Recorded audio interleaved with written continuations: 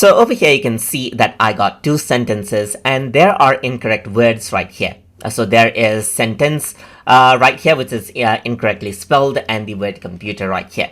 So if I were to go around right here, nothing happens. Now, there is no indicators mentioning that it is wrong. But if you want to enable that out, then you can go around onto extras and enable something called spell checker. So once you go around and do that, it says changes will take effect after restart of application.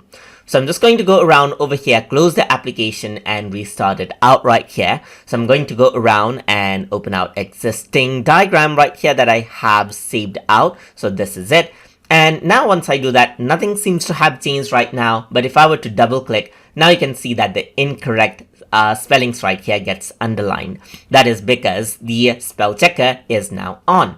If I were to go around and then let's say for example correct this out, let's say for example this is the sentence right here. So I'm just going to go around, type in sentence, then it is still incorrect right here, SENTENCE, and now you can see it is corrected right here.